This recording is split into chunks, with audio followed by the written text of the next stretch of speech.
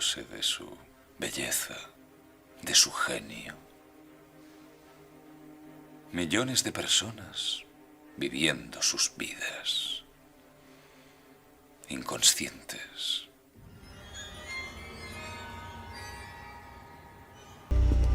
Bienvenido al mundo real.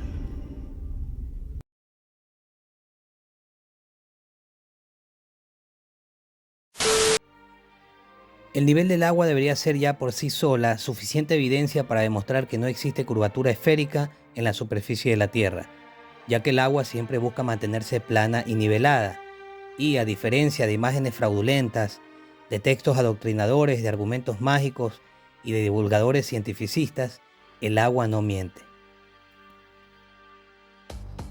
Pese a que existen ondulaciones en la superficie del agua, pese a que existen corrientes oceánicas y pese a que existen mareas, el agua se mantendrá plana y nivelada, a pequeña y a gran escala. No por gusto se utiliza el nivel del mar como base para medir la altura y para la nivelación en terrenos. El comportamiento del agua es justamente mantenerse plana y nivelada, y ese comportamiento no varía por la forma del envase. De hecho, si echamos una miradita a las imágenes de los relieves oceánicos, notaremos inmediatamente la planicie del mar.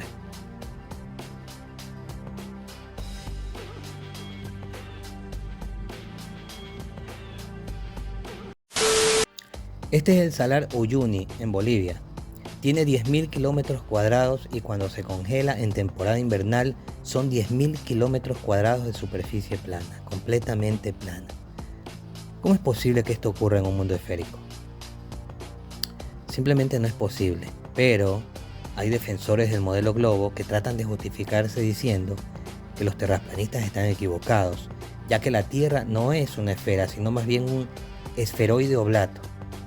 Y ya con decir eso califican como erróneas las observaciones hechas a largas distancias y las mediciones con láser, etcétera, etcétera, porque según ellos estamos haciendo los cálculos con trigonometría esférica, ergo los resultados de nuestros análisis estarían equivocados. Si eso fuera cierto, lo del planeta oblato, pues Bolivia se encuentra en una zona bastante curvada, por lo que tendría que haber bastante curvatura y sin embargo el Salar Uyuni es completamente plano. O sea, decir un esferoide oblato es peor para la defensa del modelo globo. Parece que no se dan cuenta que al decir esferoide oblato ellos mismos estarían tirando a la basura las supuestas fotos de la Tierra.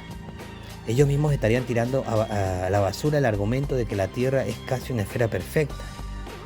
Estarían ellos mismos tirando a la basura la falacia con la que siempre atacan y contraatacan, que es la de decir, bueno, si todos los demás planetas son esféricos, ¿por qué la Tierra no? Están cayendo en su propia trampa, ya que su modelo dice que es oblato, y sería contraproducente porque podríamos contraatacar con la misma pregunta.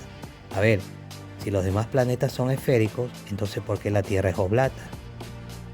Es posible que su defensa sea la siguiente, que el radio polar es de 6.357 kilómetros y el radio ecuatorial es de 6.378 kilómetros, por lo que estamos hablando de una diferencia de 21 kilómetros, lo cual sería 0,05% de la circunferencia del planeta y el 0,3% de su radio promedio, o sea que es algo realmente insignificante. Es decir, si hipotéticamente viéramos al planeta desde el espacio, luciría como una esfera perfecta. Pero entonces volvemos a lo mismo. Usamos trigonometría esférica para los cálculos de caída de curvatura, ya que su modelo es casi una esfera perfecta. Y ninguna de las observaciones que se han hecho a largas distancias están hechas sobre los polos, sino más bien en el resto del mundo, donde supuestamente debería haber bastante curvatura. Por supuesto que no la hay, como el caso del lago Baikal en Siberia al sur de Rusia. También se congela en invierno y cuando lo hace son 636 kilómetros de largo de superficie plana. Esto no es posible pues ni en el mundo pelota, ni en el mundo oblato, ni nada. 636 kilómetros de largo plano. Realmente parece que el lago Baikal se limpia el trasero con las matemáticas oficiales. Veamos esto. Alguien pregunta dónde puedo encontrar la prueba científica de que la gravedad puede doblar el agua y mantenerla sobre una bola que gira. ¿Cómo es posible?, pregunta. Contesta Tomás Rosich. Es licenciado en física, telecomunicaciones, electromagnetismo, RF, microwave, antena, etcétera, etcétera. Dice, no sé a qué te refieres con doblar el agua. O sea, es licenciado en telecomunicaciones, pero no entiende la pregunta. Esta pregunta la entiende hasta un niño. Dice, el agua adopta la forma que tiene el recipiente y la fuerza que lo hace es una fuerza central llamada gravedad. Es central porque la fuerza tira hacia un centro. Si usamos la mecánica de Newton, la gravedad es una fuerza de la forma y pone la fórmula de Isaac Newton. Termina diciendo al final, no hace falta buscar una prueba científica, basta con haber prestado atención a las clases de física en la ESO y el bachillerato. Dos cosas a tener en cuenta. Al decir no hace falta buscar pruebas científicas, que basta solo con escuchar a los maestros, este señor lo que hace es acudir a la falacia de autoridad. Es decir, esto es verdad, porque lo decimos nosotros los que sabemos. Algo que es realmente primitivo e insultante para el intelecto humano. El otro dato es que se respalda en la obsoleta fórmula de Isaac Newton para decir que el agua de los océanos y de los mares se pega al globo y así de esa manera se curvarían estas grandes masas de agua.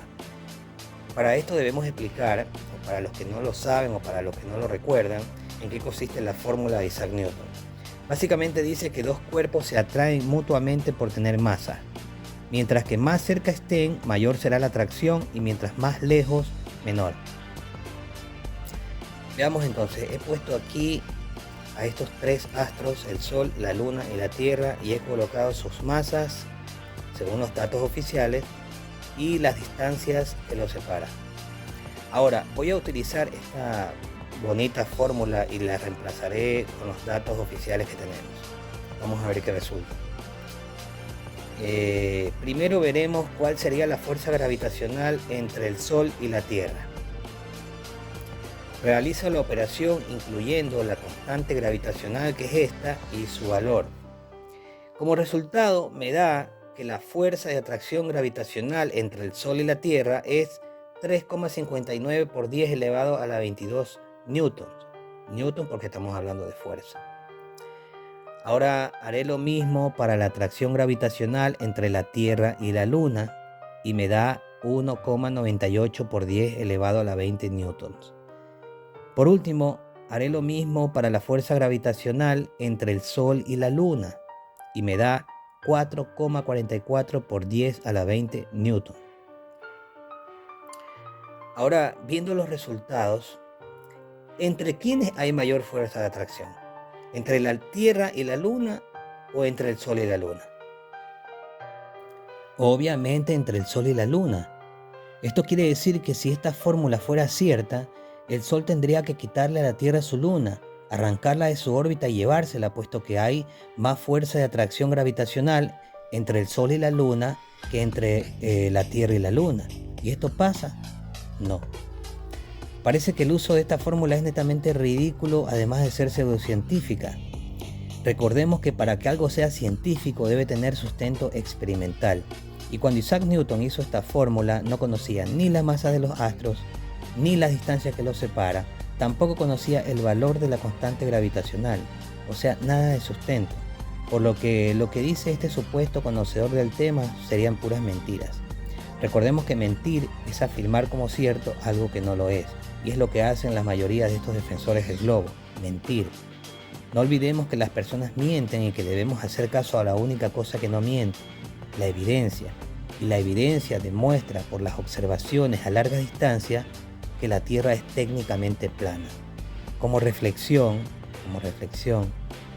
si más del 70% de la Tierra es agua y el agua no se curva y mantiene su nivel plano y nivelado, con lógica es razonable concluir en que la superficie de la Tierra es plana.